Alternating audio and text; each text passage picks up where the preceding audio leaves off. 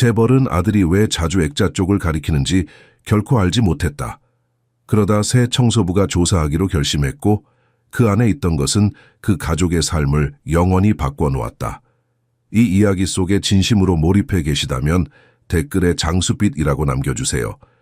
그렇게 하면 우리가 당신의 존재를 확인하고 오래 살며 많은 것을 짊어지고도 계속 걸어나갈 이유를 찾는 이들의 길을 함께 기리게 됩니다.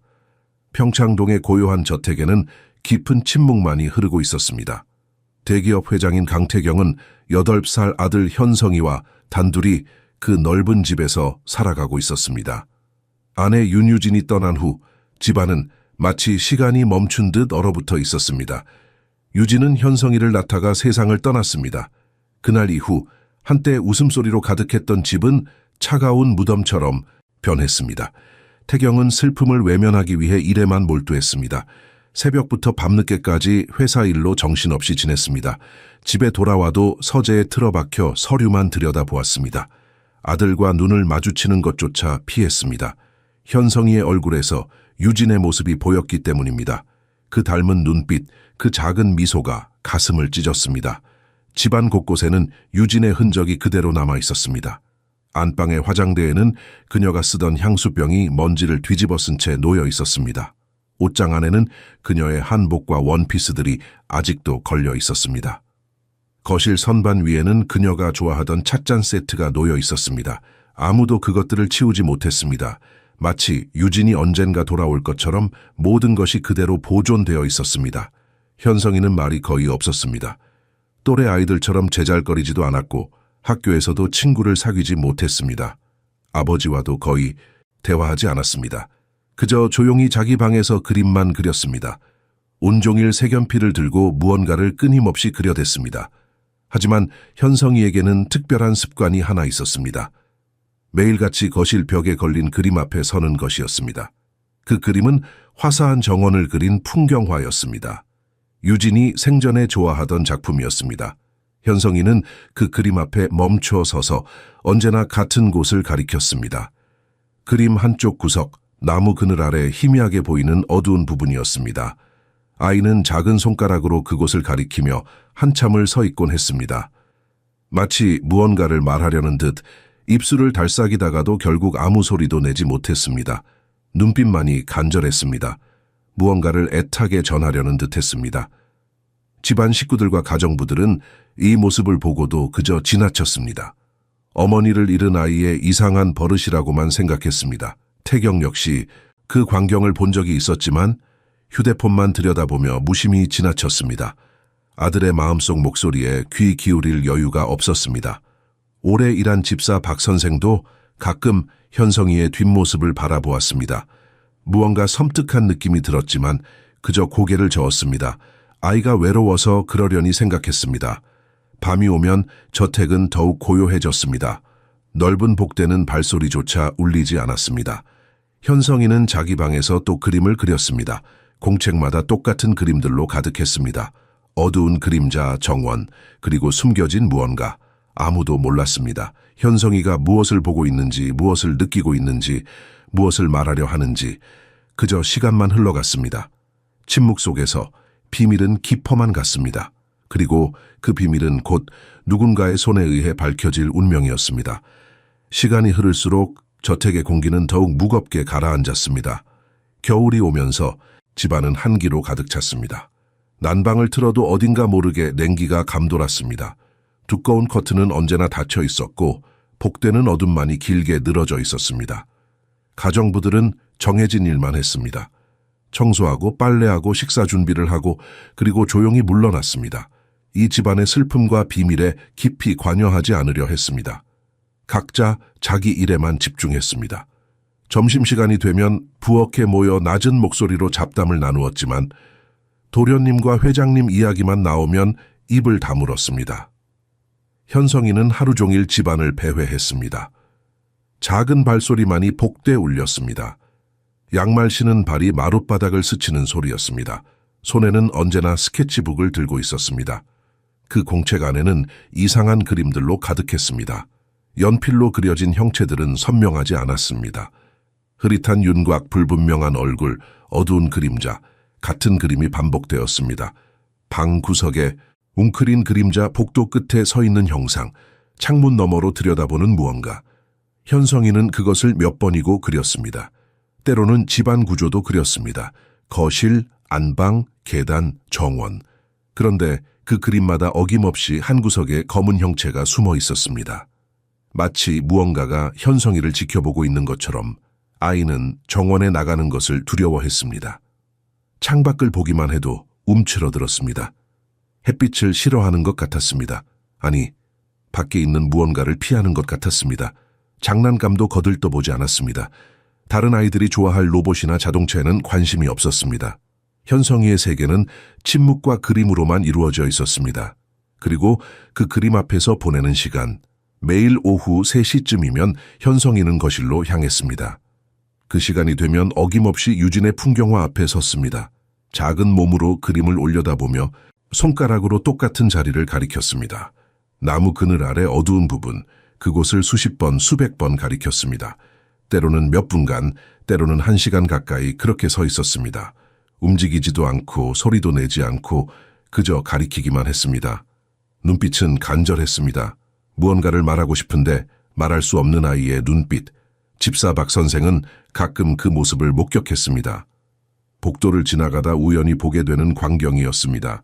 처음에는 그저 아이의 버릇이라 생각했습니다. 하지만 시간이 갈수록 불편한 느낌이 들었습니다. 어느 날 저녁 박 선생은 현성이가 그림 앞에서 중얼거리는 소리를 들었습니다. 가까이 다가가 귀를 기울였습니다. 엄마, 엄마, 희미하게 들리는 목소리였습니다. 너무 작아서 확신할 수 없었지만 분명 무언가를 부르고 있었습니다. 박 선생은 가슴이 철렁했습니다. 아이가 돌아가신 어머니를 그리워하는 것이겠지. 그렇게 스스로를 안심시켰습니다. 하지만 마음 한구석에는 설명할 수 없는 불안이 자리 잡았습니다. 밤이 되면 저택은 더욱 고요해졌습니다. 현성이는 자기 방에서 또 그림을 그렸습니다. 침대 옆 작은 책상에 앉아 연필을 쥐었습니다. 공책 한 장 한 장마다 같은 그림자가 반복되었습니다. 숨어있는 무언가, 보이지 않지만 느껴지는 존재. 아무도 현성이의 그림을 자세히 들여다보지 않았습니다. 아무도 그 속에 담긴 메시지를 알아채지 못했습니다. 모두가 각자의 일상에 갇혀 살았습니다. 태경은 여전히 새벽같이 나가서 밤늦게 돌아왔습니다. 아들과 마주치는 시간은 거의 없었습니다. 설령 마주쳐도 눈길을 피했습니다. 그렇게 저택은 침묵 속에 갇혀 있었습니다. 그리고 그 침묵 속에서 현성이만이 홀로 무언가를 보고 있었습니다. 어느 흐린 아침, 새로운 사람이 저택에 도착했습니다. 이소희는 이른 나이에 남편을 잃고 홀로 살아온 여성이었습니다. 40대 중반의 그녀는 삶의 무게를 알고 있었습니다. 여러 집안에서 일한 경험이 있었지만 이번 저택만큼 큰 곳은 처음이었습니다. 대문을 들어서는 순간부터 뭔가 이상했습니다. 정원은 잘 가꾸어져 있었지만 생기가 없었습니다. 꽃은 피어 있었지만 향기가 느껴지지 않았습니다. 나무들은 바람에 흔들렸지만 소리가 들리지 않았습니다. 마치 그림 속 풍경처럼 아름답지만 차가웠습니다. 현관문을 열자 더 큰 냉기가 느껴졌습니다. 넓은 거실, 높은 천장, 값비싼 가구들, 모든 것이 깨끗했습니다. 먼지 하나 없이 닦여 있었습니다. 하지만 그 깨끗함이 오히려 섬뜩했습니다. 살아 숨쉬는 집이 아니라 박물관 같았습니다. 태경이 그녀를 맞았습니다. 정장을 차려입은 그의 표정은 굳어 있었습니다. 악수도 하지 않았습니다. 그저 고개만 끄덕였습니다. 이소희 씨 시죠. 박 선생에게 이미 들었습니다. 규칙은 간단합니다. 맡은 일만 하십시오. 개인적인 일에 관여하지 마십시오. 특히 제 아들에게 함부로 말 걸지 마십시오. 목소리는 차갑고 단호했습니다. 소희는 고개를 숙이며 대답했습니다. 알겠습니다, 회장님. 태경은 더 이상 말없이 돌아섰습니다. 서재로 들어가 문을 닫았습니다. 소희는 그 뒷모습을 바라보며 가슴이 답답했습니다. 이 집에는 온기가 없었습니다. 박 선생이 그녀를 안내했습니다. 복도를 지나며 방들을 설명했습니다. 저쪽은 안방입니다. 아무도 들어가지 않습니다. 여기는 도련님 방입니다. 청소는 일주일에 한 번만 합니다. 도련님이 싫어하십니다. 소희는 조심스럽게 물었습니다. 도련님은 몇 살이신가요? 8살입니다. 말이 없는 아이입니다. 놀라지 마십시오. 복도 끝에서 작은 인기척이 들렸습니다. 소희가 고개를 돌리자 문 뒤에서 누군가 자신을 지켜보고 있었습니다. 현성이었습니다. 아이의 눈이 그녀를 똑바로 응시했습니다. 그 눈빛은 또래 아이들과 달랐습니다. 너무 깊고 너무 슬펐습니다. 소희가 미소 지으며 손을 흔들었습니다. 하지만 현성이는 곧 문을 닫고 사라졌습니다. 발소리도 들리지 않았습니다. 마치 환영처럼 나타났다 사라진 것 같았습니다. 저 아이가 도련님이신가요? 박 선생은 한숨을 쉬었습니다. 네, 어머니를 일찍 여의었습니다. 그 후로 계속 저렇습니다. 말도 거의 안 하고 사람도 피합니다.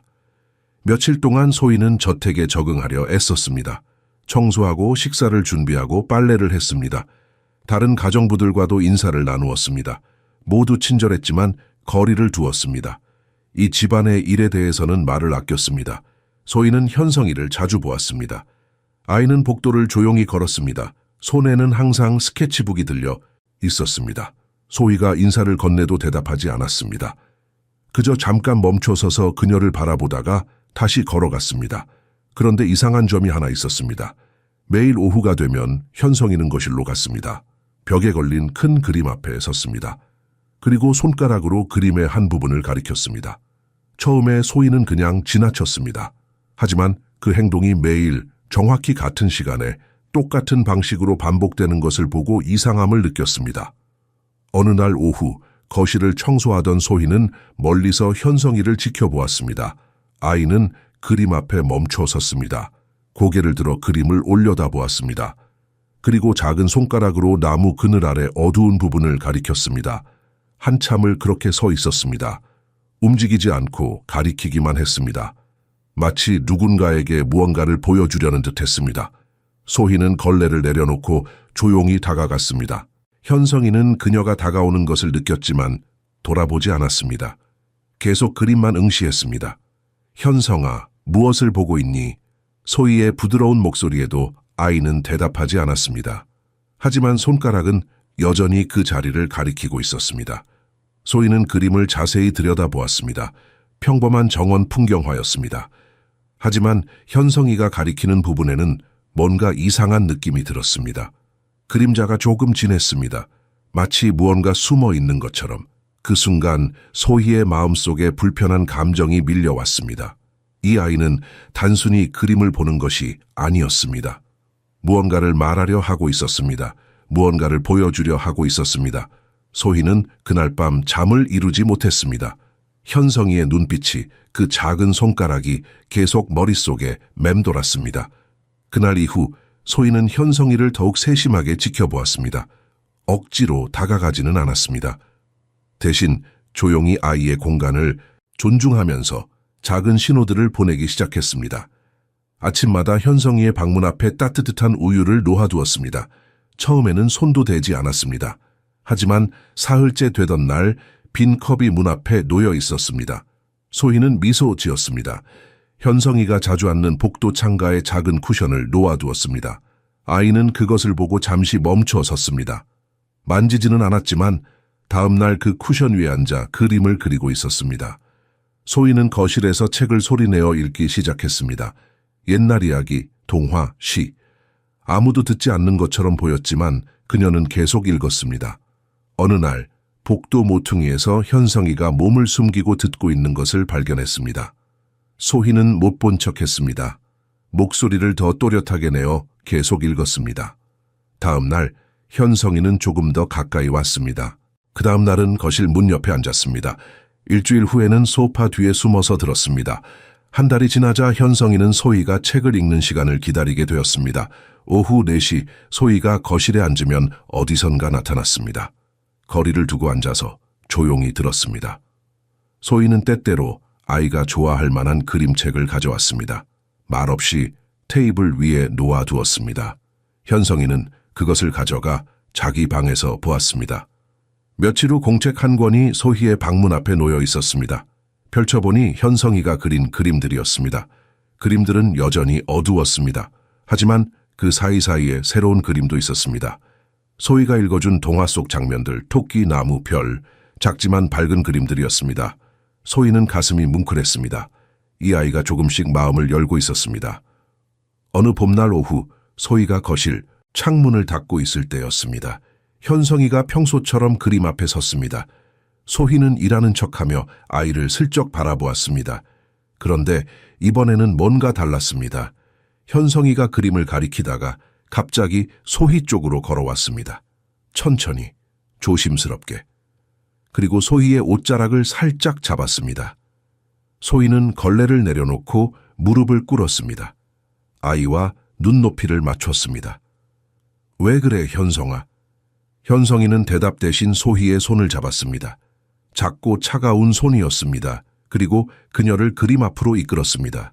소희는 아이의 손을 꼭 잡고 함께 그림 앞에 섰습니다. 현성이는 다시 그 어두운 부분을 가리켰습니다. 나무 그늘 아래 희미한 그림자, 그리고 입을 열었습니다. 엄마. 목소리는 너무 작았습니다.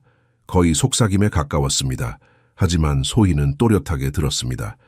소희의 심장이 쿵 내려앉았습니다. 뭐라고, 현성아? 아이는 다시 한 번 말했습니다. 이번에는 조금 더 분명하게. 엄마, 꼭 여기. 소희는 숨이 멎을 것 같았습니다.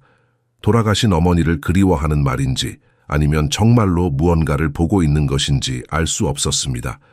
엄마가 여기 계시니? 현성이는 고개를 끄덕였습니다. 눈물이 그렁그렁 맺혔습니다. 손가락은 여전히 그 자리를 가리키고 있었습니다. 소희는 아이를 끌어안았습니다. 작은 몸이 떨리고 있었습니다. 얼마나 오랫동안 이 비밀을 혼자 간직해왔을까? 얼마나 외로웠을까? 괜찮아, 현성아. 이제 혼자가 아니야. 그날 저녁 소희는 용기를 냈습니다.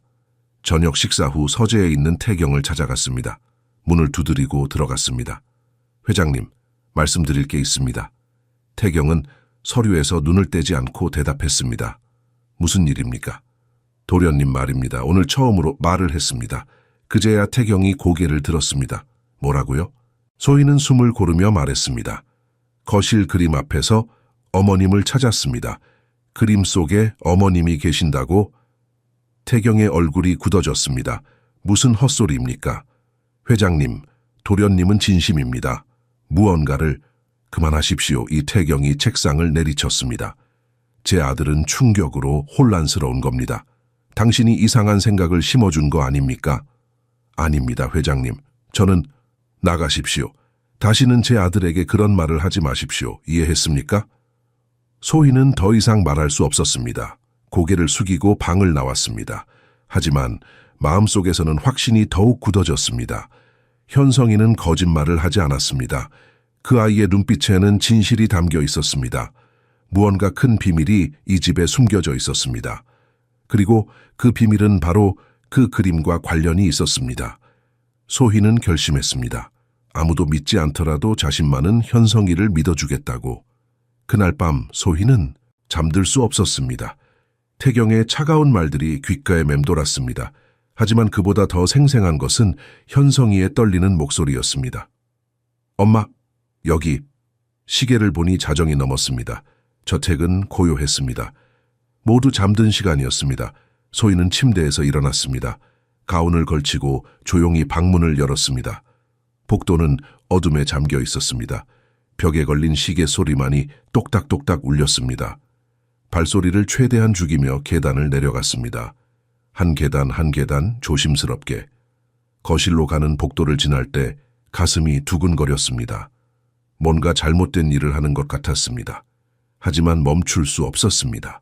거실 불을 켰습니다. 은은한 조명이 방을 밝혔습니다. 그림이 벽에 걸려 있었습니다. 낮에 볼 때와는 다른 느낌이었습니다. 밤의 정적 속에서 그림은 더욱 신비롭게 보였습니다. 소희는 그림 앞으로 다가갔습니다. 천천히, 마치 그림이 살아 움직일까봐 조심하듯. 가까이서 보니 세밀한 붓질이 눈에 들어왔습니다. 정원의 나무들, 피어난 꽃들, 하늘의 구름들, 모두 아름답게 그려져 있었습니다. 하지만 현성이가 가리키던 부분은 달랐습니다. 나무 그늘 아래 어두운 부분, 자세히 보니 그저 그림자가 아니었습니다. 뭔가 형태가 있었습니다. 희미하지만 사람처럼 보이는 윤곽이었습니다. 소희는 손을 뻗어 그림을 만졌습니다. 캔버스의 질감이 느껴졌습니다. 그림 표면은 오래되어 약간 거칠었습니다. 그런데 이상한 점을 발견했습니다. 액자의 한쪽 모서리가 다른 쪽보다 두꺼웠습니다. 손가락으로 더듬어 보니 틈새가 있었습니다. 마치 뭔가 그 안에 숨겨진 것 같았습니다. 소희는 그림을 걸어둔 벽을 살펴보았습니다. 벽지 일부가 미세하게 갈라져 있었습니다. 그림 뒤쪽, 눈에 잘 띄지 않는 곳이었습니다. 누군가 일부러 감춘 흔적이었습니다. 손을 뻗어 그림 뒤를 더듬었습니다. 그곳은 텅 비어 있지 않았습니다. 뭔가 만져졌습니다. 하지만 지금 그림을 떼어낼 수는 없었습니다. 너무 위험했습니다. 소희는 한 걸음 물러섰습니다. 가슴이 빠르게 뛰었습니다. 이 그림에는 분명 비밀이 숨겨져 있었습니다. 현성이는 그것을 알고 있었습니다. 어떻게든 거실을 나와 자기 방으로 돌아왔습니다. 하지만 잠이 오지 않았습니다. 머릿속이 복잡했습니다.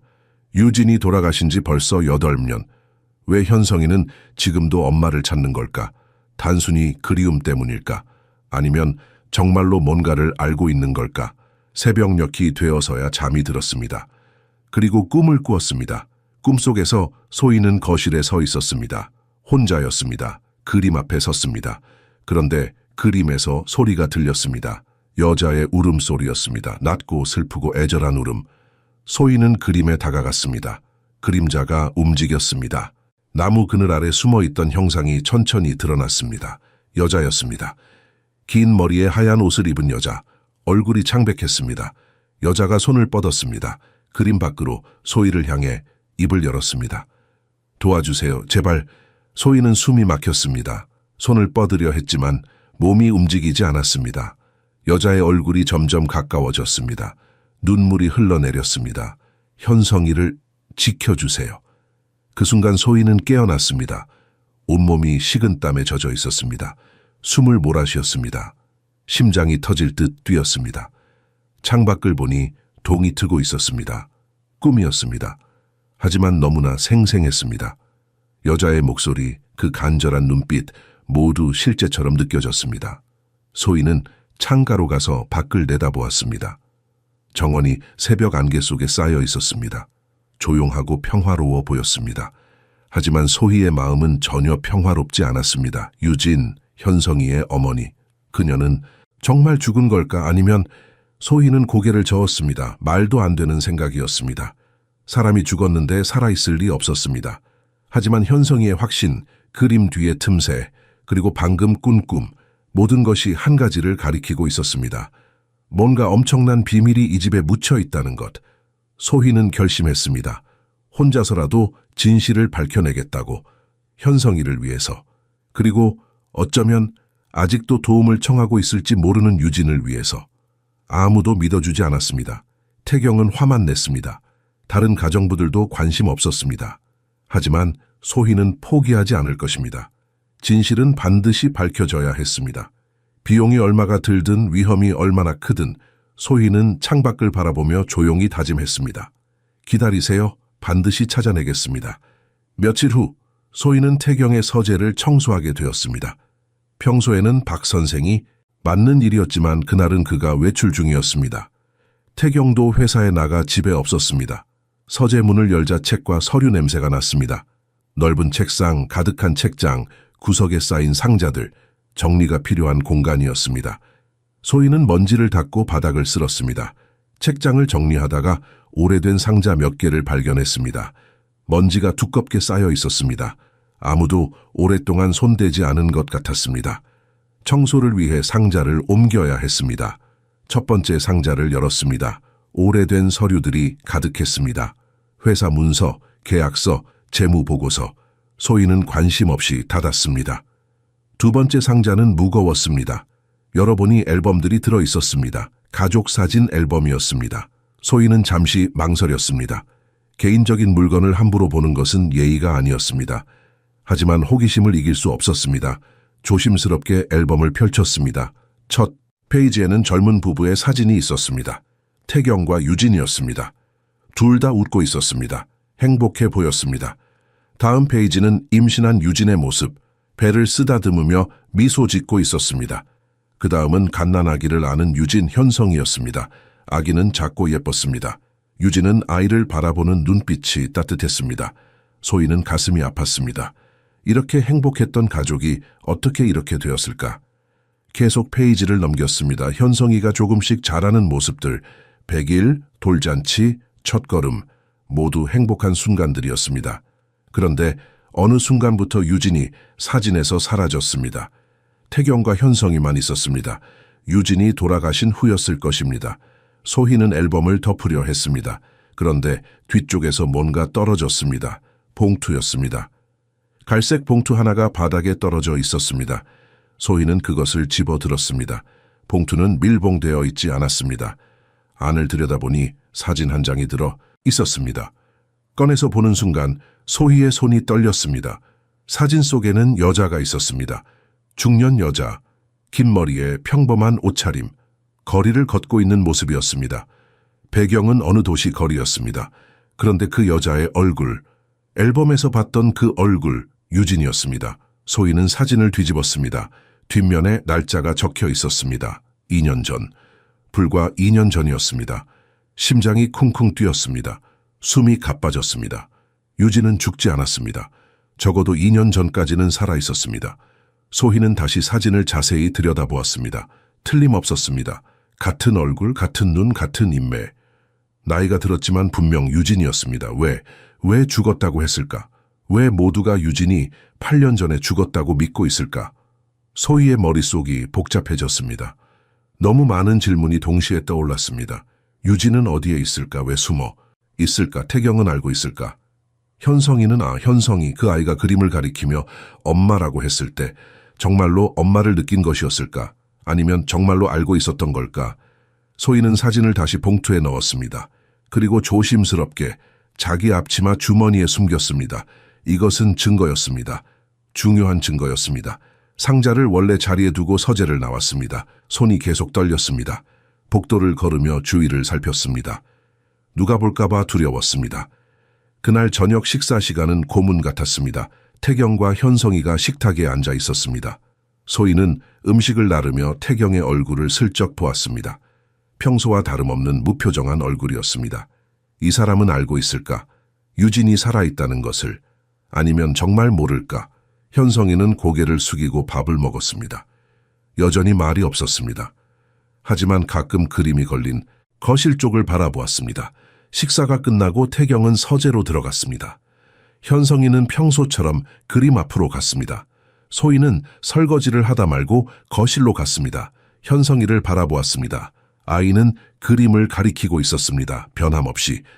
소희는 아이 옆에 무릎을 꿇었습니다. 현성아, 아이가 고개를 돌렸습니다. 엄마가 정말 여기 계신 거니? 현성이는 눈을 크게 떴습니다. 그리고 천천히 고개를 끄덕였습니다. 소희는 가슴이 뜨거워졌습니다.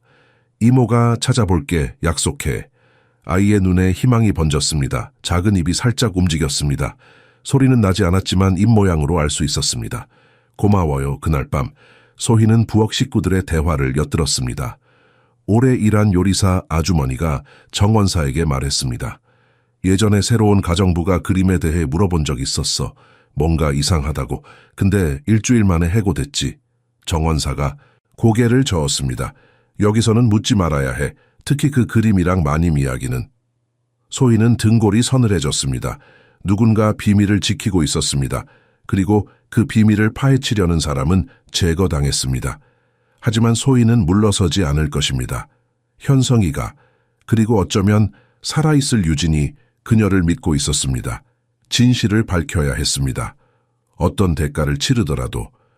며칠간 소희는 조심스럽게 기회를 엿보았습니다. 태경이 출장을 간다는 소식을 들었을 때 마음속으로 준비했습니다. 이번이 기회였습니다. 출장 당일 아침, 태경은 서둘러 집을 나섰습니다. 검은 승용차가 대문을 빠져나가는 것을 창문 너머로 지켜보았습니다. 가정부들은 평소처럼 각자의 일을 했습니다. 박 선생도 시장을 보러 나갔습니다. 오후가 되자 집안은 고요해졌습니다. 소희는 심호흡을 하고 거실로 향했습니다. 가슴이 두근거렸습니다. 손바닥에 땀이 났습니다. 현성이를 찾았습니다. 아이는 자기 방에서 그림을 그리고 있었습니다. 소희가 문을 두드리자 고개를 들었습니다. 현성아, 이모 좀 도와줄 수 있겠니? 아이는 연필을 내려놓고 일어났습니다. 소희의 손을 잡았습니다. 함께 거실로 내려왔습니다. 그림 앞에 섰습니다. 소희는 무릎을 꿇고 현성이와 눈을 맞췄습니다. 현성아, 엄마가 정말 여기 계신다면 이모가 찾아봐야 해. 그림을 내려봐도 될까? 현성이는 잠시 망설였습니다. 그러다 천천히 고개를 끄덕였습니다. 그리고 그림을 가리켰습니다. 마치 제발이라고 말하는 것 같았습니다. 소희는 일어나 그림에 손을 댔습니다. 무거웠습니다. 액자가 크고 오래되어 묵직했습니다. 조심스럽게 한쪽을 들어 올렸습니다. 벽에서 그림이 떨어지는 순간 먼지가 풀썩 날렸습니다. 소희는 기침을 참으며 그림을 바닥에 조심스럽게 내려놓았습니다. 벽을 들여다보았습니다. 그곳에 구멍이 있었습니다. 벽지가 찢어진 부분 뒤로 작은 공간이 숨겨져 있었습니다. 오래된 먼지와 거미줄로 뒤덮여 있었습니다.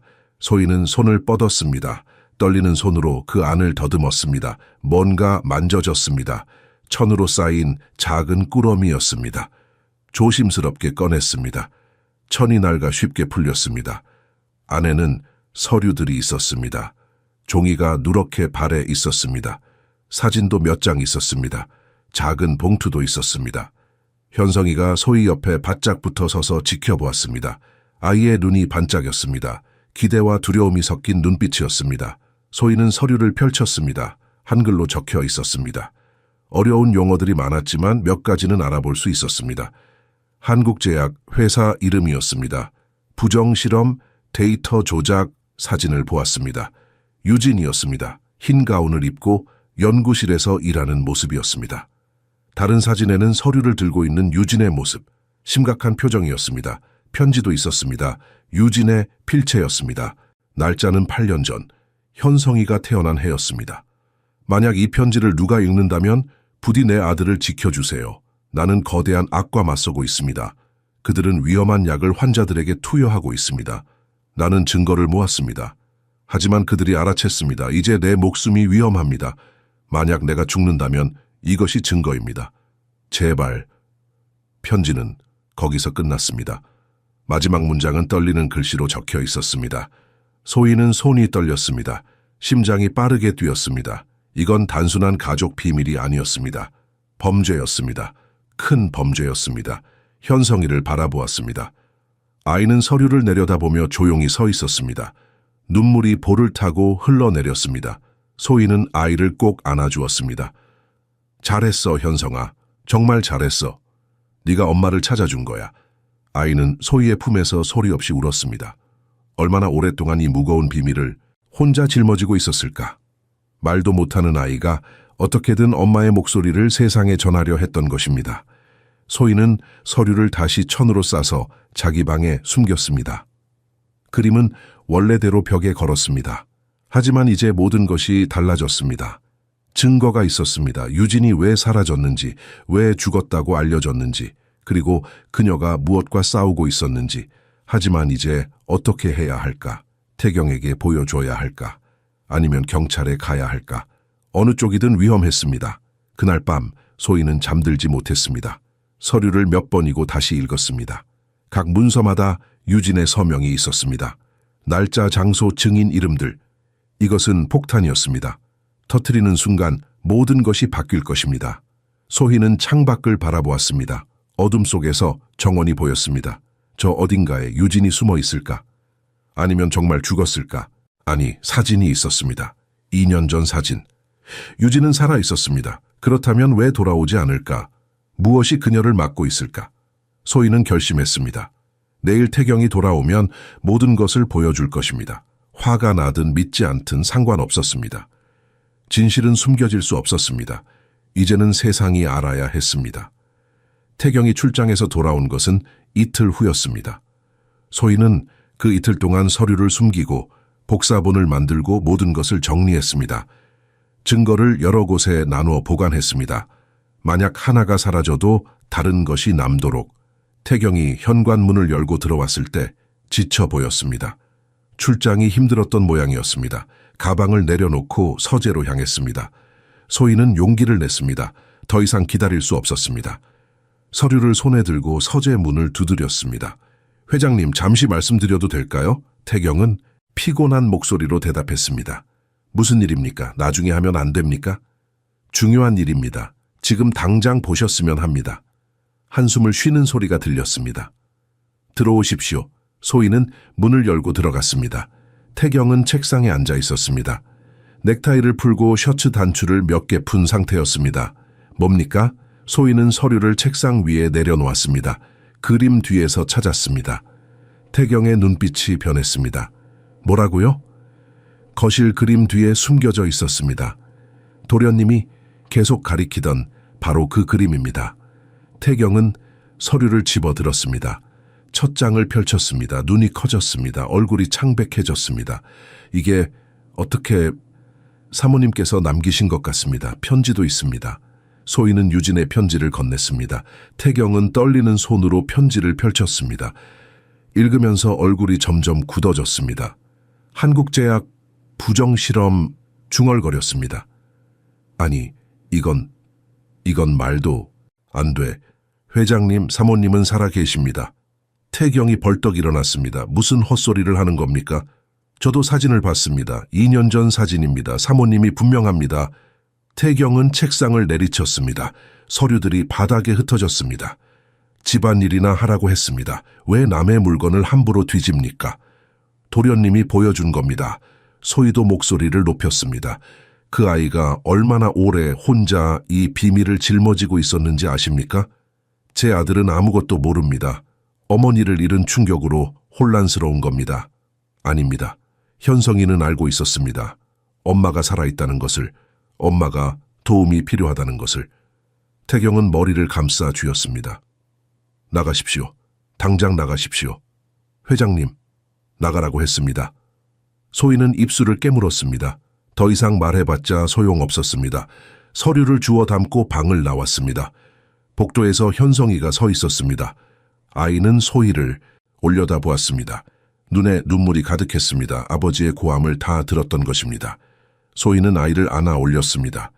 괜찮아. 아빠는 지금 놀라신 거야. 곧 이해하실 거야. 하지만 그날 이후 집안 분위기는 얼어붙었습니다. 태경은 소희를 피했습니다. 마주치면 차갑게 지나쳤습니다. 식사 시간에도 말을 걸지 않았습니다. 다른 가정부들도 소희를 이상하게 바라보기 시작했습니다. 박 선생이 조용히 다가왔습니다. 무슨 일이 있었습니까? 회장님이 심하게 화가 나셨더군요. 죄송합니다. 제가 너무 나섰나 봅니다. 조심하십시오. 여기서 해고되면 다시 일자리 구하기 힘듭니다. 소희는 고개를 끄덕였습니다. 하지만 후회하지 않았습니다. 밤마다 현성이는 악몽을 꾸었습니다. 비명을 지르며 깼습니다. 소희가 달려가 안아주었습니다. 아이는 소희의 품에서 떨었습니다. 엄마가 위험해요. 괜찮아, 현성아. 이모가 지켜줄게.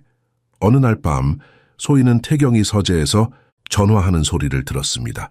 복도를 지나가다 우연히 들었습니다. 그 서류들 어떻게 된 겁니까? 아니, 확실히 처리했다고 하지 않았습니까? 지금 뭔가 터질 것 같습니다. 목소리가 초조했습니다. 겁에 질린 목소리였습니다. 소희는 가슴이 철렁했습니다. 태경도 뭔가 알고 있었던 것입니다. 유진의 일에 대해. 그리고 서류가 발견된 것을 누군가에게 보고하고 있었습니다. 누구에게? 왜 다음날 아침 낯선 남자들이 저택을 찾아왔습니다. 정장을 입은 사람들이었습니다. 태경과 오랫동안 서재에서 이야기를 나눴습니다. 소희는 불안했습니다. 혹시 자기를 해고하려는 걸까? 아니면 더 나쁜 일이 일어날까? 그날 저녁 태경이 소희를 불렀습니다. 찾은 서류 다 어디 있습니까? 제 방에 보관하고 있습니다. 가져오십시오, 모두. 소희는 망설였습니다. 왜요? 묻지 마십시오. 가져오십시오. 안 됩니다. 태경의 눈이 차갑게 빛났습니다. 뭐라고 했습니까? 이건 사모님의 목소리입니다. 숨길 수 없습니다. 당신이 뭘 압니까? 이 일이 얼마나 위험한지 알기나 합니까? 그래서 더 드러내야 합니다. 숨기면 사모님도 도련님도 회장님도 평생 위험합니다. 태경은 아무 말도 하지 못했습니다. 주먹을 쥐었다 폈다 했습니다. 소희는 돌아서서 방으로 갔습니다. 서류를 꺼내 다시 확인했습니다. 복사본도 챙겼습니다. 이제 선택해야 했습니다. 계속 여기 머물며 태경을 설득할 것인가, 아니면 다른 방법을 찾을 것인가, 현성이를 생각했습니다. 그 아이를 위해서라도 진실을 밝혀야 했습니다. 소희는 결심했습니다. 혼자서라도 끝까지 갈 것입니다. 다음 날 밤 소희는 조용히 자기 방에서 휴대폰을 꺼냈습니다. 오래된 연락처를 찾아 스크롤을 내렸습니다. 김민석. 전직 형사였던 사람입니다. 남편이 살아있을 때 알게 된 지인이었습니다. 지금은 개인 탐정 사무실을 운영하고 있었습니다. 망설였습니다. 이 전화를 거는 순간 돌이킬 수 없었습니다. 하지만 다른 방법이 없었습니다. 번호를 눌렀습니다. 신호음이 3번 울렸습니다. 여보세요? 민석 씨, 이소희입니다. 아, 소희 씨, 오랜만이네요. 무슨 일이십니까? 소희는 숨을 깊이 들이마셨습니다. 도움이 필요합니다. 중요한 일입니다. 말씀하세요. 죽었다고 알려진 여자가 사실은 살아있는 것 같습니다. 증거도 있습니다. 잠시 침묵이 흘렀습니다. 자세히 말씀해 주시겠습니까? 소희는 조심스럽게 상황을 설명했습니다. 현성이 그림 숨겨진 서류들, 한국제약이라는 회사 이름, 부정실험, 유진의 편지, 민석은 진지하게 들었습니다. 서류에 구체적인 이름이 있습니까? 네, 회사 임원들, 연구원들, 날짜, 장소 다 있습니다. 혹시 복사본 만들어 두셨습니까? 네, 여러 곳에 나눠 보관했습니다. 잘하셨습니다. 민석의 목소리가 낮아졌습니다. 한국제약 큰 회사입니다. 조심해야 합니다. 알아요. 그래서 도움이 필요합니다. 알겠습니다. 서류 확인 좀 해봐야겠습니다. 진위 여부를 확인하고 법적으로 어떻게 진행할 수 있는지 알아보겠습니다. 고맙습니다. 조심하십시오. 절대 혼자 움직이지 마시고. 전화를 끊었습니다. 소희는 가슴이 조금 가벼워진 느낌이었습니다. 이제 혼자가 아니었습니다. 그날 이후 태경의 행동이 더욱 이상해졌습니다. 새벽에 전화를 받았습니다. 서재에서 소공어리는 소리가 들렸습니다. 안 됩니다. 지금은 안 됩니다. 아직 확인 중입니다. 낮에는 갑자기 외출했습니다. 어디 가는지 말하지 않았습니다. 몇 시간 후 돌아오면 얼굴이 창백했습니다. 식사 중에도 계속 휴대폰을 확인했습니다. 메시지가 올 때마다 얼굴이 굳었습니다.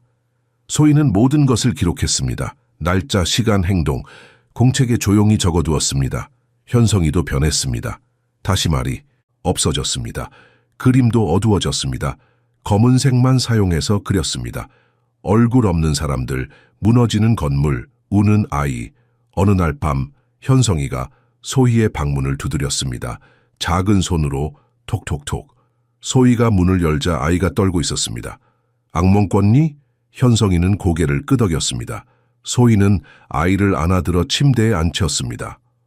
엄마가 나왔니? 다시 고개를 끄덕였습니다. 입술을 떨며 작게 말했습니다.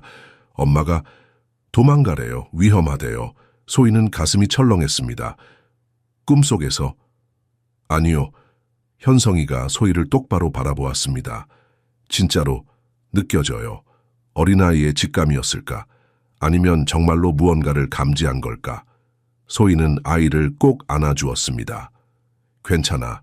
이모가 엄마를 찾아줄게. 약속해. 며칠 후 민석에게서 전화가 왔습니다. 소희 씨 서류 확인했습니다. 어떻습니까? 진짜입니다. 한국제약 내부 문서가 맞습니다. 서명, 도장 모두 진품입니다. 소희는 숨을 죽였습니다. 그리고 더 찾았습니다. 윤유진이라는 이름으로 과거 한국제약 연구원 명단에 있습니다. 8년 전 갑자기 기록에서 사라졌습니다. 공식적으로는 사망 처리되었고요. 하지만 실제로는 그게 이상합니다. 사망 신고가 병원이 아니라 회사 측에서 들어왔습니다. 그리고 화장 처리도 비정상적으로 빨리 진행되었습니다. 증거를 숨긴 거군요. 그렇게 보입니다. 더 조사하려면 시간이 필요합니다. 그런데 소희 씨, 네? 조심하십시오. 이 사건 생각보다 큽니다. 한국제약은 재벌 계열사입니다. 권력이 있습니다.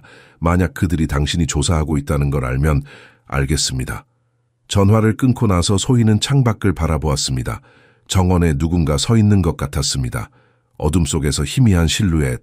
하지만 눈을 비비고 다시 보니 아무도 없었습니다.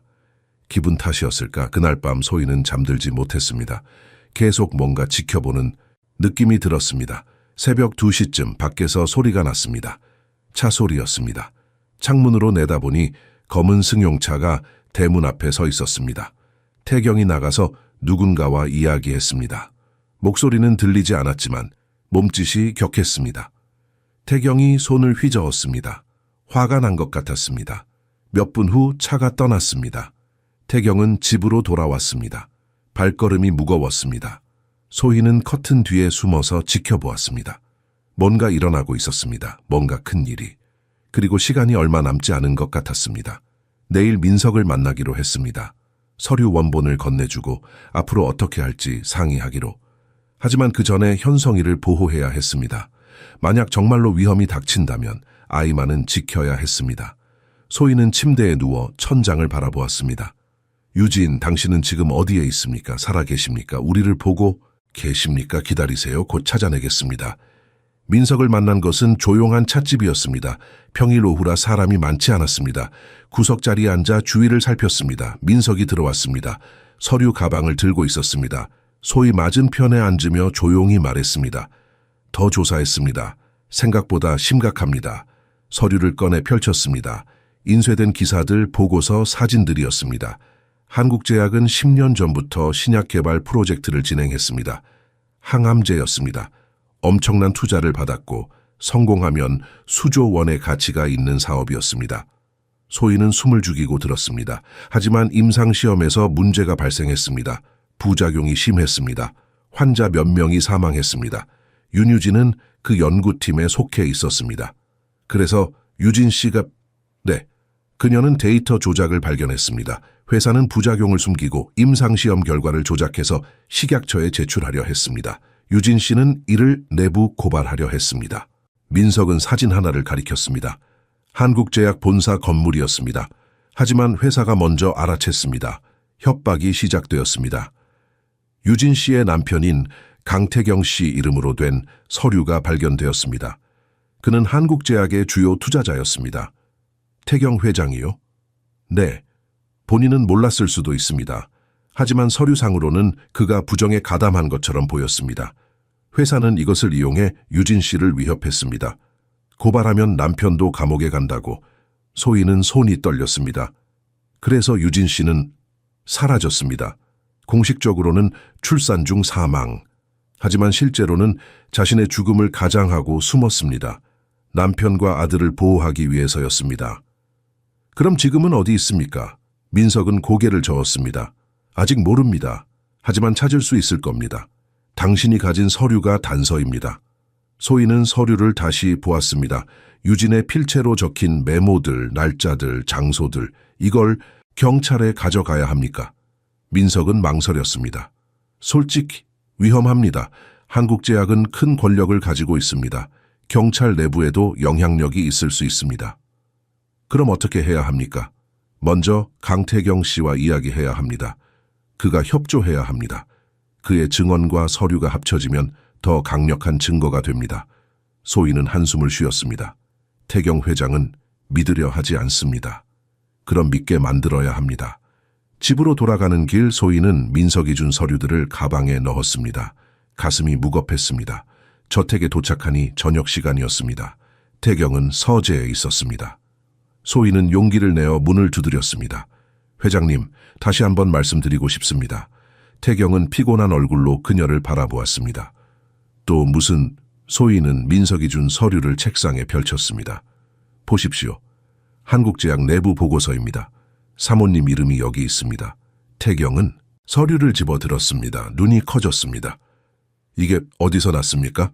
조사했습니다. 사모님은 부정을 폭로하려다 위협받았습니다.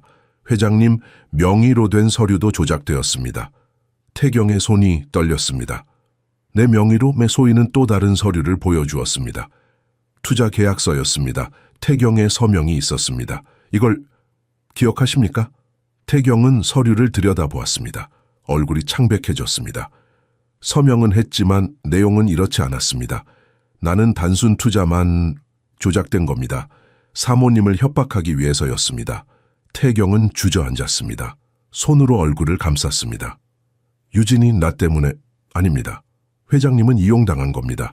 긴 침묵이 흘렀습니다. 태경은 떨리는 목소리로 물었습니다. 정말로 유진이가 살아있을까요? 소희는 가방에서 사진을 꺼냈습니다.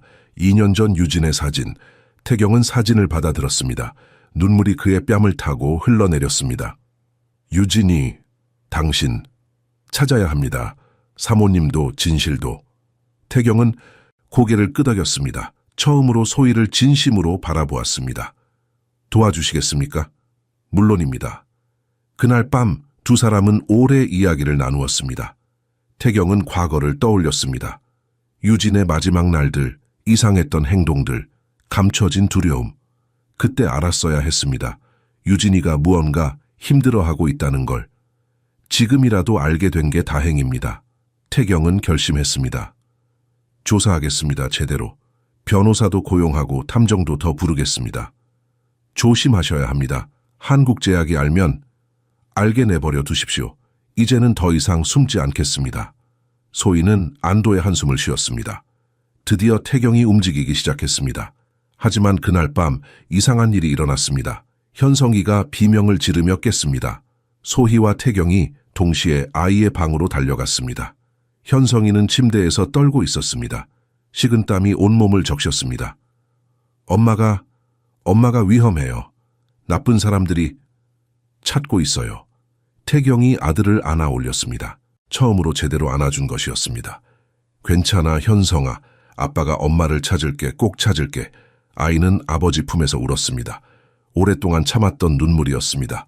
그날 밤 세 사람은 한 방에 모여 있었습니다. 가족처럼. 그리고 모두 같은 생각을 했습니다. 유진을 찾아야 한다, 빨리. 늦기 전에. 다음 날 아침 태경은 서재에서 여러 통의 전화를 걸었습니다. 민석과도 직접 통화했습니다. 그리고 더 많은 조사관을 고용했습니다. 서울에서 가장 실력 있다는 탐정 사무소였습니다. 경찰은 아직 일러요. 태경이 소희에게 말했습니다. 먼저 유진이를 찾아야 합니다. 그녀가 안전해야 다음 단계로 갈 수 있습니다. 소희는 동의했습니다. 한국제약이 눈치채면 사모님이 위험해질 수 있습니다. 조사는 신속하게 진행되었습니다. 태경이 제공한 자금으로 탐정들은 전국을 뒤졌습니다. 유진이 남긴 서류의 단서들을 따라갔습니다. 편지에 적힌 장소들, 날짜들, 암호처럼 숨겨진 메시지들. 일주일이 지났습니다. 집안 분위기가 달라졌습니다. 현성이는 더 이상 악몽을 꾸지 않았습니다. 아버지가 진지하게 엄마를 찾고 있다는 걸 알았기 때문입니다. 아이는 태경 옆에 앉아 조용히 그림을 그렸습니다. 이번에는 밝은 색을 사용했습니다. 소희는 계속 일상을 유지했습니다. 하지만 늘 휴대폰을 가까이 두었습니다. 언제든 연락이 올 수 있었습니다. 열흘째 되는 날 전화가 왔습니다. 강 회장님 찾았습니다. 탐정의 목소리였습니다. 태경은 전화기를 꽉 쥐었습니다. 어디입니까? 강원도 산골 마을입니다. 작은 시골 마을에서 가명으로 살고 있습니다. 사진 대조 결과 윤유진 씨가 확실합니다. 태경의 눈에 눈물이 맺혔습니다. 정말입니까? 정말로 유진이가... 네, 곧 상세한 위치를 보내드리겠습니다.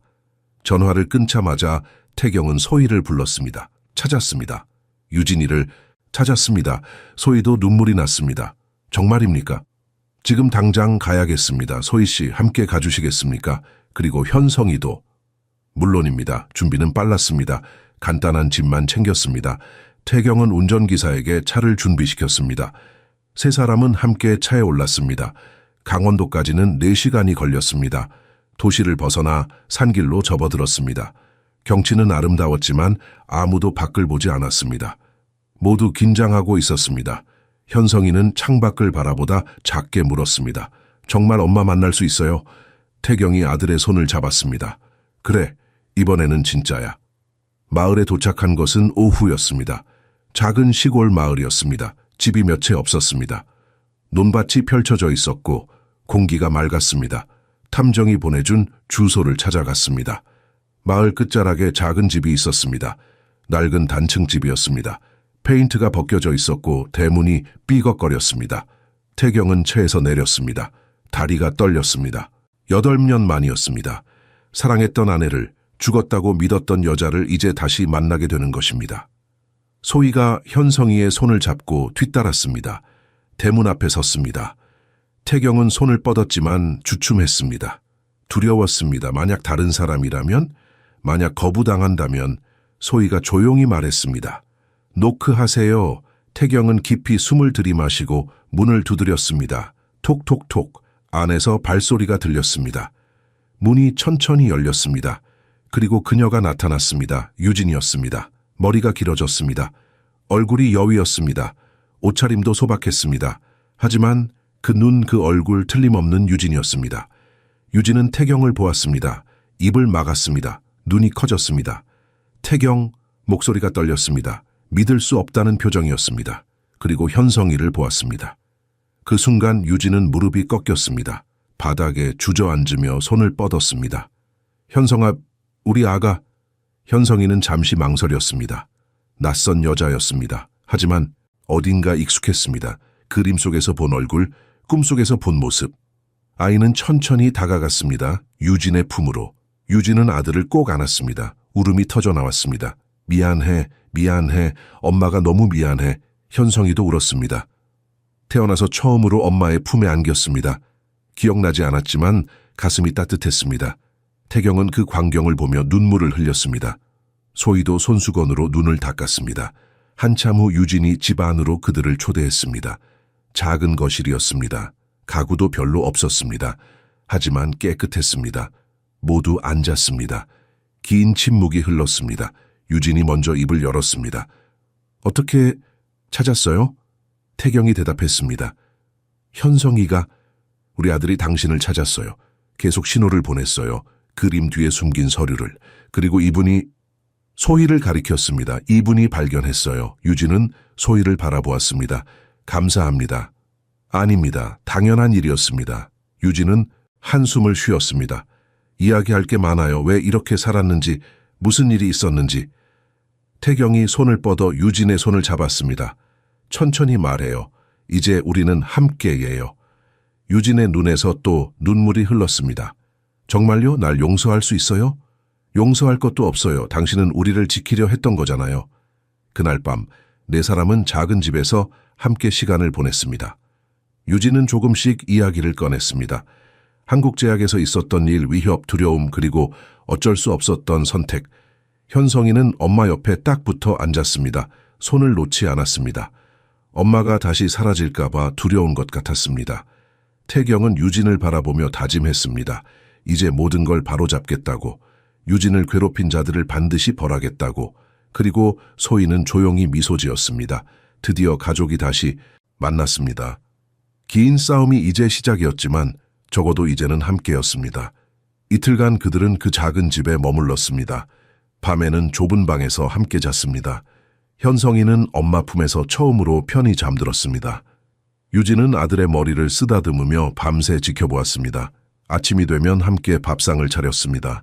소박한 식사였습니다. 된장찌개, 김치, 밥. 하지만 그 어떤 호화로운 식사보다 따뜻했습니다. 유진은 조금씩 이야기를 꺼냈습니다. 거실 바닥에 앉아 차를 마시며 지난 8년을 털어놓았습니다. 한국제약에서 신약 개발 프로젝트에 참여했어요. 항암제였죠. 처음에는 희망적이었어요. 많은 환자를 살릴 수 있다고 믿었어요. 태경과 소희는 조용히 들었습니다. 하지만 임상시험에서 문제가 생겼어요. 심각한 부작용이 나타났어요. 몇몇 환자가 사망했죠. 회사는 그 데이터를 숨기려 했어요. 결과를 조작하고 보고서를 바꾸고. 유진의 목소리가 떨렸습니다. 저는 고발하려 했어요. 내부 문서를 모으고 증거를 확보했죠. 그런데 그들이 알아챘어요. 어떻게 됐어요? 소희가 물었습니다. 협박이 시작됐어요. 처음엔 전화였어요. 조용히 하라. 아니면 후회한다고. 그 다음엔 편지가 왔어요. 우리 집 사진, 현성이 유치원 사진. 위협이었죠. 태경은 주먹을 쥐었습니다. 왜 나한테 말하지 않았어요? 유진은 눈물을 닦았습니다. 당신 이름으로 된 서류를 보여줬어요. 투자 계약서였는데 내용이 조작되어 있었어요. 마치 당신이 부정을 알고 가담한 것처럼. 그들은 말했죠. 고발하면 남편도 감옥 간다고. 그래서 혼자, 다른 방법이 없었어요. 현성이를 지켜야 했고 당신도 보호해야 했어요. 그래서 죽은 척했어요. 소희가 물었습니다. 어떻게 그렇게 할 수 있었습니까? 회사 내부에 양심 있는 사람이 있었어요. 의사였죠. 그가 도왔어요. 출산 기록을 조작하고 사망 진단서를 위조했어요. 장례도 급하게 치렀죠. C씨는 다른 사람이었어요. 끔찍한 이야기였습니다. 하지만 유진은 담담하게 말했습니다. 그리고 여기로 왔어요. 가명을 쓰고 조용히 살았어요. 농사일도 하고 마을 사람들 도우면서. 편지는요? 태경이 물었습니다. 그림 뒤에 숨긴 서류들은?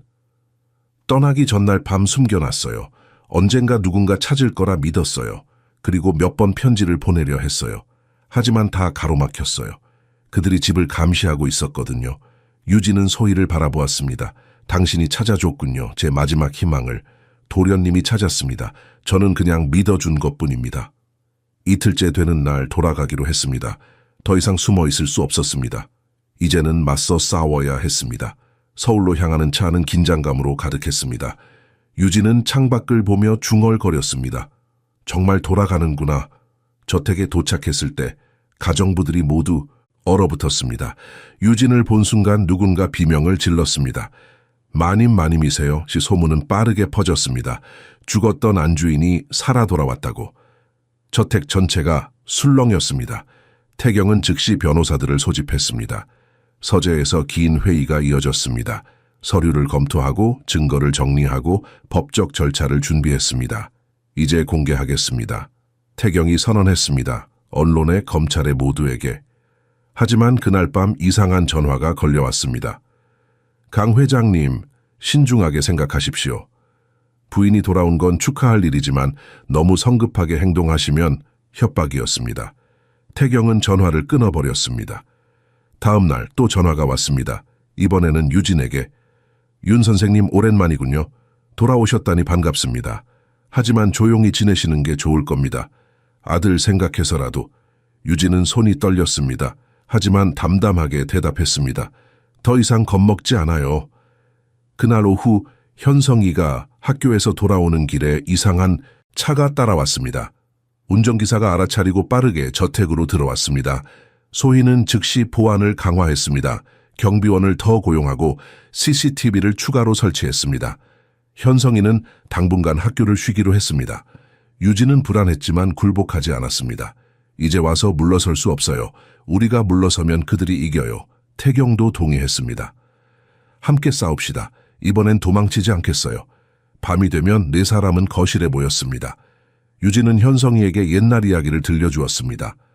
태경은 처음으로 아들과 함께 놀았습니다. 소희는 따뜻한 차를 준비했습니다. 위험이 도사리고 있었지만 이 순간만큼은 평화로웠습니다. 가족이 다시 함께였습니다. 그것만으로도 싸울 힘이 생겼습니다. 유진이 저택으로 돌아온 후 일상은 완전히 바뀌었습니다. 평온함은 사라졌습니다. 대신 긴장감이 집안을 가득 채웠습니다. 매일 아침 우편함에는 법률사무소의 편지가 도착했습니다. 한국제약의 변호사들이 보낸 것이었습니다. 내용은 비슷했습니다. 근거 없는 주장을 퍼뜨리지 마십시오. 법적 조치를 취하겠습니다. 태경은 그 편지들을 모두 보관했습니다. 증거가 될 겁니다. 그들이 얼마나 겁내고 있는지 그는 신뢰할 수 있는 기자들을 찾았습니다. 조심스럽게 접촉했습니다. 큰 언론사가 아니라 독립적인 조사 보도 전문 기자들이었습니다. 부패를 파헤치는 것으로 유명한 사람들. 첫 만남은 조용한 찻집에서였습니다. 태경은 서류 일부를 보여주었습니다. 기자의 눈이 커졌습니다. 이게 진짜입니까? 모두 진짜입니다. 검증해 보십시오. 기자는 며칠간 자료를 검토했습니다. 전문가들에게 의뢰해 서류의 진위를 확인했습니다. 결과는 확실했습니다. 조작의 증거가 명백했습니다. 보도하겠습니다. 하지만 강 회장님, 각오하셔야 합니다. 한국제약은 가만히 있지 않을 겁니다. 알고 있습니다. 한편 소희는 저택의 보안을 철저히 관리했습니다. CCTV 화면을 수시로 확인했습니다. 낯선 차가 주변을 맴돌면 즉시 보고했습니다. 밤에는 경비원들이 순찰을 돌았습니다. 유진은 점점 강해졌습니다. 처음 돌아왔을 때는 불안해했지만 이제는 달랐습니다. 8년간 숨어 살며 억눌렀던 분노가 드러났습니다. 소희와 함께 서류를 다시 정리했습니다. 시간 순으로 중요 도순으로 분류했습니다. 어떤 서류가 어떤 범죄를 증명하는지 명확히 했습니다. 이건 데이터 조작의 증거예요. 이건 환자 사망 은폐. 이건 식약처 담당자 매수. 유진의 목소리는 단호했습니다. 더 이상 피해자가 아니었습니다. 투사였습니다. 현성이는 놀라운 변화를 보였습니다. 엄마가 돌아온 후 아이의 그림이 달라졌습니다. 검은 그림자가 사라졌습니다. 대신 밝은 색들이 나타났습니다. 파란 하늘, 노란 해, 초록 나무, 그리고 세 사람이 손을 잡고 있는 그림, 엄마, 아빠, 그리고 자신. 유진은 그 그림을 보며 울었습니다. 우리 아가가 얼마나 외로웠을까. 현성이는 이제 말도 많아졌습니다. 엄마에게 학교 이야기를 했습니다. 친구들 이야기도 했습니다. 작은 목소리였지만 점점 컸습니다. 태경도 변했습니다. 예전처럼 일에만 몰두하지 않았습니다. 매일 저녁 집에 왔습니다. 현성이와 놀아주었습니다. 유진과 긴 대화를 나누었습니다. 어느 저녁 가족은 함께 거실에 앉았습니다. 유진이 피아노 앞에 앉았습니다. 오랜만이었습니다. 손가락이 건반을 눌렀습니다. 음악이 흘러나왔습니다. 슈베르트의 자장가였습니다. 현성이는 엄마 옆에 앉아 들였습니다. 태경은 소파에서 눈을 감았습니다. 소희는 부엌에서 미소 지었습니다. 그 순간만큼은 모든 것이 평화로웠습니다. 하지만 평화는 오래가지 않았습니다. 며칠 후 현성이가 정원에서 놀고 있을 때였습니다. 소희가 함께 있었습니다. 갑자기 담장 너머에서 카메라 플래시가 터졌습니다. 기자였습니다. 아니, 파파라치였습니다. 한국제약이 고용한 사람들이었습니다. 소희는 재빨리 현성이를 안아들고 집 안으로 들어갔습니다. 경비원들이 달려갔지만 이미 그들은 사라진 뒤였습니다. 다음 날 인터넷에 기사가 떴습니다. 죽었던 여자, 8년 만에 부활, 강태경 회장 가족의 미스터리, 악의적인 내용이었습니다. 유진을 사기꾼으로 몰았습니다. 태경을 언론 플레이하는 사람으로 그렸습니다. 유진은 기사를 보고 분노했습니다. 이렇게까지 태경은 변호사를 불렀습니다. 명예훼손으로 고소하겠습니다.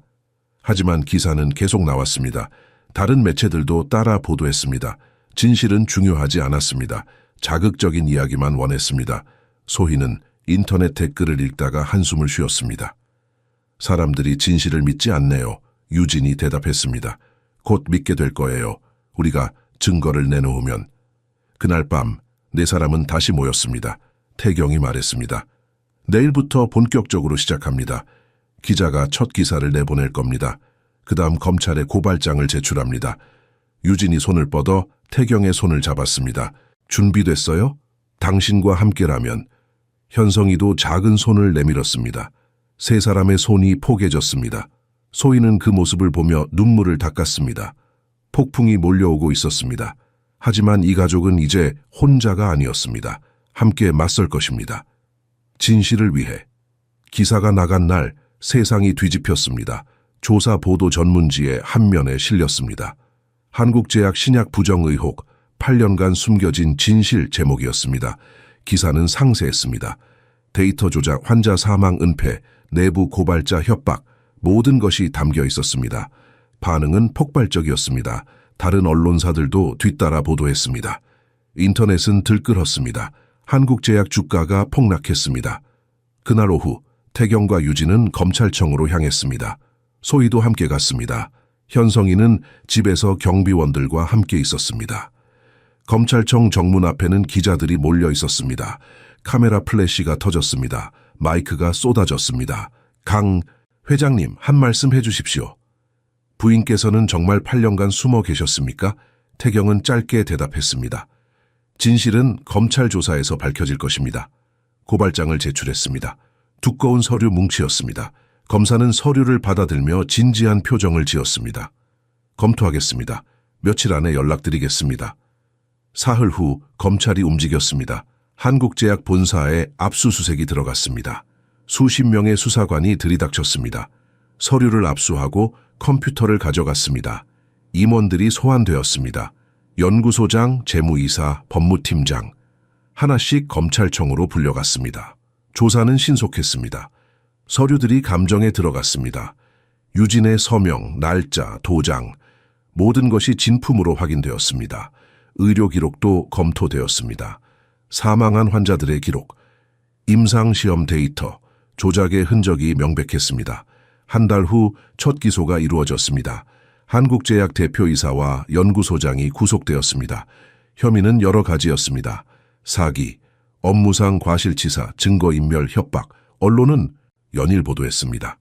제약업계 최대 스캔들, 환자 생명 담보로 한 탐욕 국회에서도 문제가 제기되었습니다. 국정감사에서 식약처가 질타를 받았습니다. 왜 진작 발견하지 못했느냐, 감독 부실 아니냐 재판이 시작되었습니다. 태경이 증인으로 출석했습니다. 증인석에 앉아 선서했습니다. 검사가 물었습니다. 피고인들과 어떤 관계입니까? 저는 한국제약에 투자한 사람입니다. 하지만 부정에 대해서는 전혀 몰랐습니다. 투자 계약서에 서명하지 않았습니까? 했습니다. 하지만 계약서 내용이 나중에 조작되었습니다. 제가 서명한 것과 다른 내용이었습니다. 변호인이 반박했습니다. 증거가 있습니까? 원본과 조작본을 대조하면 됩니다. 필적 감정을 해보십시오. 태경은 담담하게 증언했습니다. 저는 바보였습니다. 아내의 고통을 몰랐습니다. 서류에 무심코 서명했습니다. 그 결과 제 가족이 8년간 고통받았습니다. 목소리가 떨렸습니다. 하지만 이제는 바로잡겠습니다. 진실을 밝히고 책임자들을 처벌받게 하겠습니다. 방청석에서 유진이 눈물을 닦았습니다. 다음 날 유진이 증인으로 나왔습니다. 법정은 숨을 죽였습니다. 검사가 물었습니다. 증인은 왜 8년간 숨어 지냈습니까? 유진은 또렷하게 대답했습니다. 목숨이 위협받았기 때문입니다. 누구에게서? 저기 앉아 계신 피고인들에게서요. 피고인들이 술렁였습니다. 변호인이 일어났습니다. 근거 없는 주장입니다. 유진은 흔들리지 않았습니다. 편지를 받았습니다. 전화도 받았습니다. 입 다물지 않으면 가족이 다친다고 제 아들 사진을 보내왔습니다. 유치원 등원하는 모습을. 방청석에서 탄성이 터졌습니다. 그래서 죽은 척했습니다. 제 아들을 지키기 위해서, 남편을 보호하기 위해서, 그리고 언젠가 진실이 밝혀질 거라 믿었습니다. 유진의 증언은 강력했습니다. 감정에 호소하지 않았습니다. 사실만 말했습니다. 냉정하고 명확했습니다. 언론은 그녀를 영웅으로 그렸습니다. 용기 있는 고발자, 8년을 기다린 진실, 소희도 증인으로 출석했습니다. 저는 그림 뒤에서 서류를 발견했습니다. 도련님이 보여준 곳이었습니다. 도련님이요? 네. 어린 현성이가 8년간 엄마의 메시지를 지키고 있었습니다. 아무도 믿어주지 않았지만 포기하지 않았습니다. 소희의 증언에 사람들은 숙연해졌습니다. 재판은 계속되었습니다. 증거가 쌓였습니다. 증인들이 나왔습니다. 진실은 점점 명확해졌습니다. 그동안 현성이는 변했습니다. 다시 학교에 다니기 시작했습니다. 친구들과 놀았습니다. 웃었습니다. 저택 거실의 그림은 더 이상 그를 부르지 않았습니다. 그 앞에 서지도 않았습니다. 비밀은 이미 밝혀졌으니까요. 대신 정원에서 뛰놀았습니다. 햇빛 아래서 엄마와 함께. 상처는 아물고 있었습니다.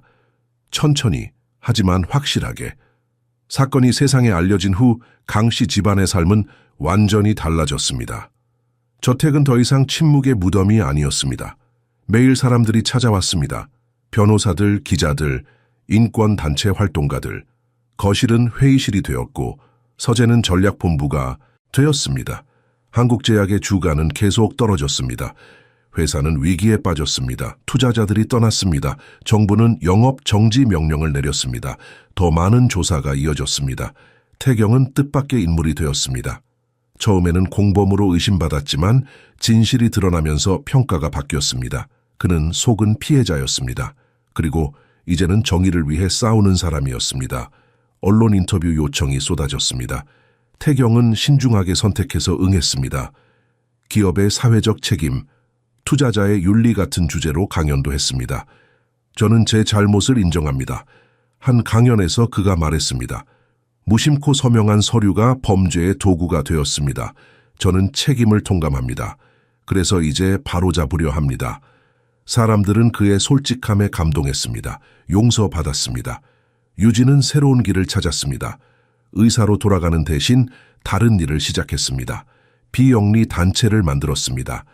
진실을 말하는 여성들이라는 이름이었습니다. 위험에 처한 내부 고발자들을 돕는 단체였습니다. 법률 지원, 심리상담, 안전보호, 모든 것을 제공했습니다. 저처럼 숨어야 했던 사람들이 있습니다. 유진이 창립 행사에서 말했습니다. 진실을 말했다는 이유로 위협받는 사람들, 우리는 그들을 보호하고 그들의 목소리를 세상에 전하겠습니다.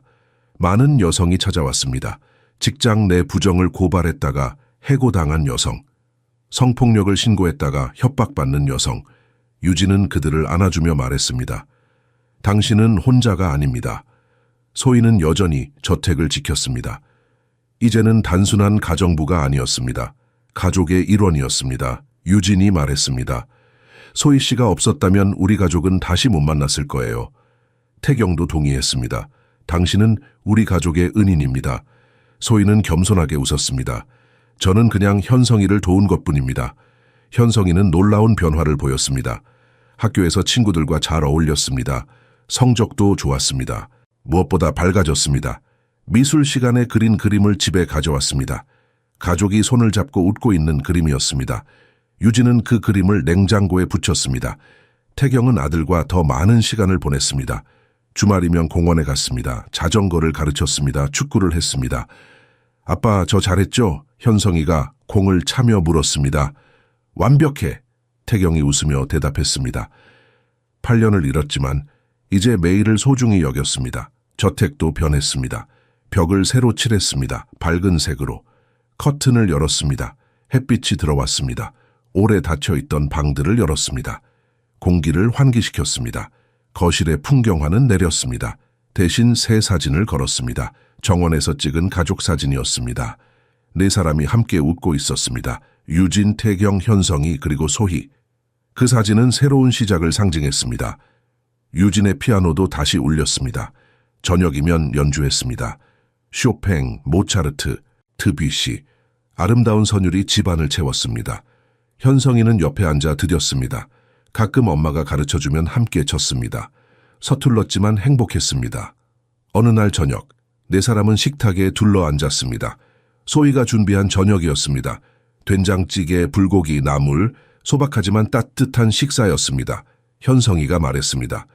엄마, 오늘 학교에서 발표했어요. 우리 가족 이야기. 그래? 뭐라고 했어? 엄마가 용감하다고요.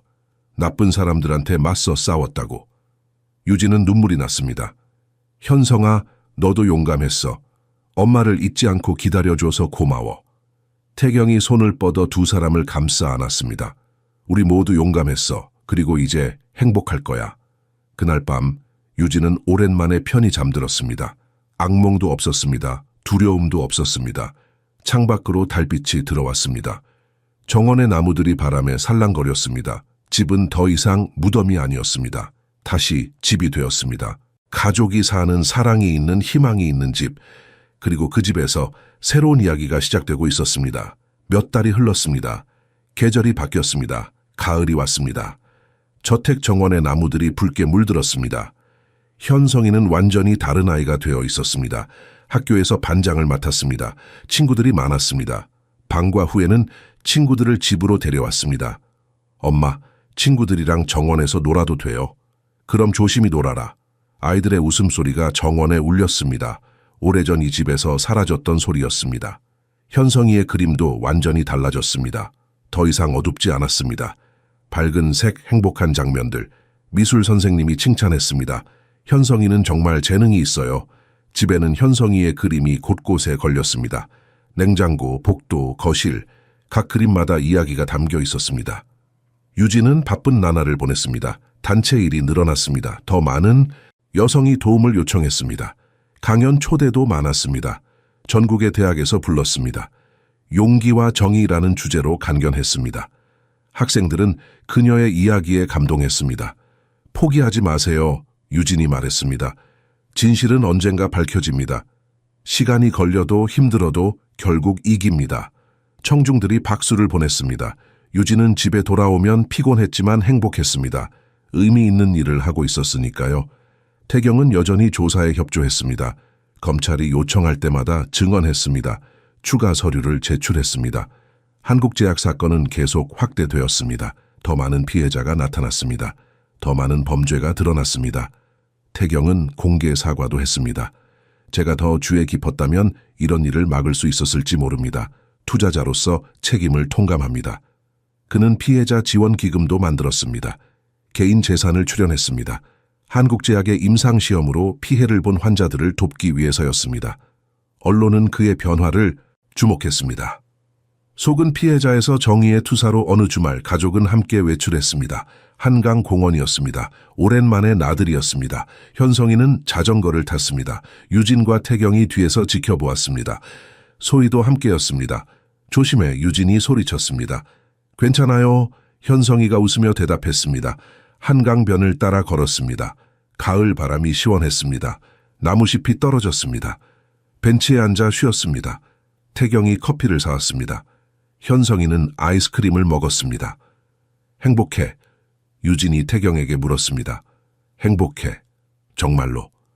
저도요. 유진이 웃었습니다. 두 사람은 손을 잡았습니다. 8년을 떨어져 있었지만 이제는 다시 함께였습니다. 저택으로 돌아오는 길, 차 안에서 현성이가 졸았습니다. 유진이 아들을 안아주었습니다. 우리 아가 많이 컸네. 유진이 속삭였습니다. 집에 도착하니 저녁이었습니다. 소희가 저녁을 준비했습니다. 온 가족이 식탁에 모였습니다. 식사 후 유진이 피아노를 쳤습니다. 현성이가 옆에서 함께 쳤습니다. 서툴렀지만 점점 나아지고 있었습니다. 태경은 책을 읽다가 그들을 바라보았습니다. 아내와 아들, 행복한 모습, 이 평화가 얼마나 소중한지 알고 있었습니다. 소희는 주방에서 설거지를 했습니다. 거실에서 들려오는 피아노 소리를 들으며 미소 지었습니다. 자신이 이 가족을 다시 만나게 했다는 사실이 자랑스러웠습니다. 밤이 깊어졌습니다. 현성이는 자기 방으로 갔습니다. 유진과 태경도 안방으로 들어갔습니다. 유진은 창가에 서서 정원을 내려다보았습니다. 달빛 아래 나무들이 고요했습니다. 태경이 뒤에서 안아주었습니다. 무슨 생각해? 예전 생각, 얼마나 무서웠는지, 얼마나 외로웠는지. 이제는 괜찮아. 응, 이제는 괜찮아.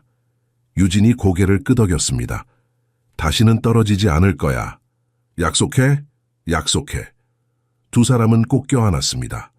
8년의 공백을 채우듯 집은 조용했습니다. 하지만 예전의 차가운 침묵이 아니었습니다. 따뜻한 고요함이었습니다. 사랑이 있는 평화였습니다. 거실 벽에 가족 사진이 달빛을 받아 빛났습니다. 네 사람이 웃고 있는 그 사진, 그것은 단순한 사진이 아니었습니다. 증거였습니다. 진실이 승리했다는, 사랑이 이겼다는, 가족이 다시 하나가 되었다는, 그리고 그 증거는 앞으로도 오래오래 그 자리에 남을 것입니다. 희망의 증거로 재판이 끝났습니다. 1년간의 긴 싸움 끝에 마침내 판결이 내려졌습니다. 한국제약 대표이사는 징역 12년을 선고받았습니다. 연구소장은 10년, 다른 임원들도 각각 형을 받았습니다. 법정은 엄정했습니다. 판사가 말했습니다. 피고인들은 환자의 생명을 담보로 이익을 추구했습니다. 내부 고발자를 위협하고 증거를 조작했습니다. 이는 용납할 수 없는 범죄입니다. 방청석에서 박수가 터져 나왔습니다. 유진은 눈물을 흘렸습니다. 8년을 기다린 정의였습니다. 법정을 나서는 길 기자들이 몰려들었습니다. 유진은 짧게 소감을 밝혔습니다. 진실은 결코 묻히지 않습니다. 시간이 걸려도 반드시 빛을 봅니다. 저처럼 두려워하는 분들께 말씀드립니다. 용기를 내세요. 혼자가 아닙니다. 그녀의 말은 뉴스로 퍼졌습니다. 전국에 울려 퍼졌습니다. 판결 후 큰 변화들이 일어났습니다. 국회에서 새로운 법안이 통과되었습니다. 내부 고발자 보호법 강화안이었습니다. 고발자를 해고하거나 보복하면 더 무겁게 처벌하기로 했습니다. 신변 보호제도도 확대되었습니다. 법안을 발의한 의원이 말했습니다. 윤유진 씨의 용기가 이 법을 만들었습니다. 유진은 여러 기관에서 초청을 받았습니다. 식약처 자문위원으로 위촉되었습니다. 의료윤리위원회도 참여했습니다. 병원 감독 기구에서도 그녀를 원했습니다.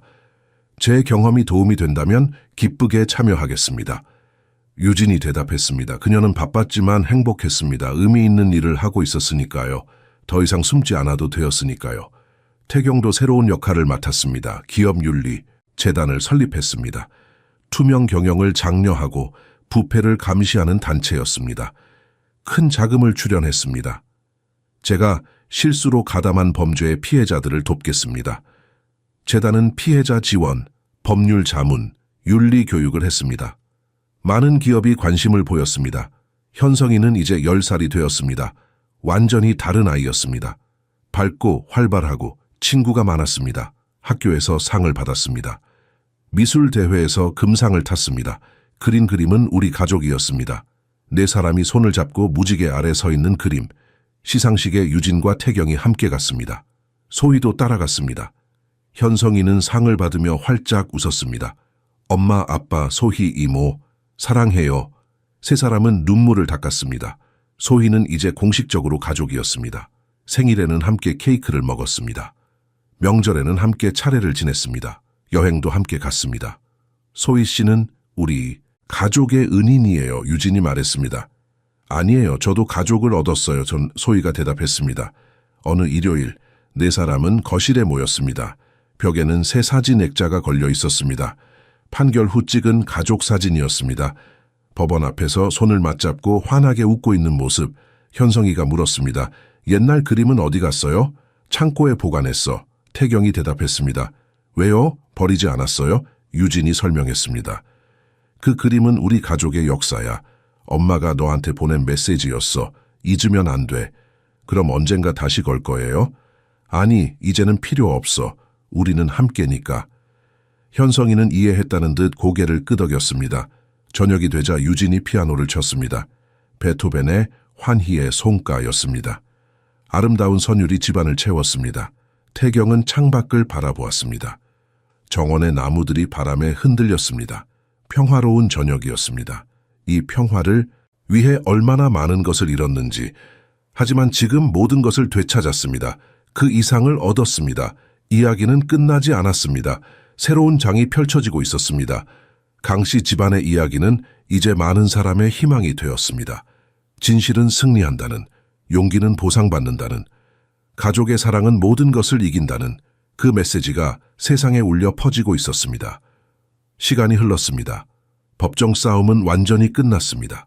한국제약 사건은 역사 속으로 들어갔습니다. 하지만 그 영향은 계속되었습니다. 평창동 저택은 완전히 다른 곳이 되었습니다. 개조 공사를 했습니다. 어두웠던 벽을 밝게 칠했습니다. 오래된 가구를 새 것으로 바꿨습니다. 닫혀있던 방들을 모두 열었습니다. 정원도 바뀌었습니다. 정원사를 새로 고용했습니다. 꽃을 많이 심었습니다. 장미, 백합, 수국, 봄이 오면 온통 꽃으로 가득했습니다. 현성이는 친구들과 정원에서 뛰놀았습니다. 웃음소리가 끊이지 않았습니다. 이 집에서 오랫동안 들리지 않았던 소리였습니다. 집안 곳곳이 새로운 용도로 사용되었습니다. 태경의 서재는 독서실이 되었습니다. 가족이 함께 책을 읽는 공간이었습니다. 주말 오후면 모두 모여 각자 좋아하는 책을 읽었습니다. 안방 옆 작은 방은 유진의 작업실이 되었습니다. 그곳에서 그녀는 강연 원고를 쓰고 상담 기록을 정리했습니다. 벽에는 감사 편지들이 붙어 있었습니다. 그녀가 도운 여성들이 보낸 것들이었습니다. 지하실은 현성이의 놀이방이 되었습니다. 레고, 그림 도구, 책들로 가득했습니다. 아이는 그곳에서 상상의 세계를 만들었습니다. 유진의 피아노는 여전히 거실 한쪽에 있었습니다. 매일 저녁 그녀는 연주했습니다. 이제는 현성이도 함께 쳤습니다. 서툴렀지만 점점 나아졌습니다. 연탄곡을 칠 때면 태경이 박수를 쳤습니다. 거실 벽의 가족 사진은 그대로였습니다. 네 사람이 정원에서 웃고 있는 사진, 그것은 더 이상 과거가 아니었습니다. 현재였습니다. 그리고 미래의 약속이었습니다. 저녁마다 식탁에는 네 사람이 모였습니다. 소희가 차린 음식을 나누었습니다. 하루 동안 있었던 일을 이야기했습니다. 웃고 떠들고 때로는 진지한 대화도 나누었습니다. 오늘 학교에서 발표했어요. 현성이가 말했습니다. 무슨 발표? 유진이 물었습니다. 장래 희망이요. 저는 변호사가 되고 싶대요. 왜 변호사? 약한 사람들을 도와주고 싶어요. 엄마처럼요. 유진은 눈물이 났습니다. 아들이 이렇게 컸습니다. 태경이 현성이의 머리를 쓰다듬었습니다. 좋은 꿈이구나. 아빠가 응원할게. 밤이 되면 창문으로 달빛이 들어왔습니다. 정원의 나무들이 고요했습니다. 집은 평화로웠습니다. 소희는 자기 방에서 일기를 썼습니다. 오늘도 행복한 하루였다. 이 가족과 함께할 수 있어 감사하다. 유진과 태경은 안방에서 이야기를 나누었습니다. 행복해? 태경이 물었습니다. 너무 행복해. 가끔 꿈인 것 같아. 꿈이 아니야, 진짜야. 응, 우리가 함께 만든 진짜. 두 사람은 손을 맞잡았습니다. 오래 잃었던 시간을 아쉬워하지 않았습니다. 지금 이 순간이 소중했습니다. 현성이는 자기 방에서 그림을 그렸습니다. 새로운 그림이었습니다. 커다란 나무 아래 네 사람이 앉아 있는 그림. 모두 웃고 있었습니다. 제목을 붙였습니다. 우리 가족의 새로운 시작. 이 집의 침묵은 사라졌습니다. 이제 웃음과 대화와 음악이 가득했습니다. 숨겨졌던 비밀은 밝혀졌습니다. 그리고 그 진실이 모두를 자유롭게 했습니다. 이야기는 끝이 아니었습니다. 새로운 시작이었습니다. 강태경, 윤유진, 강현성, 이소희, 네 사람의 이야기는 계속됩니다. 더 밝은 내일로, 더 따뜻한 사랑으로, 더 강한 희망으로, 그리고 그 이야기는 누군가에게 빛이 될 것입니다. 어둠 속에서 길을 잃은 누군가에게, 진실을 찾는 누군가에게, 가족을 그리워하는 누군가에게. 이것이 그들의 이야기입니다. 끝이 아닌 시작의 이야기.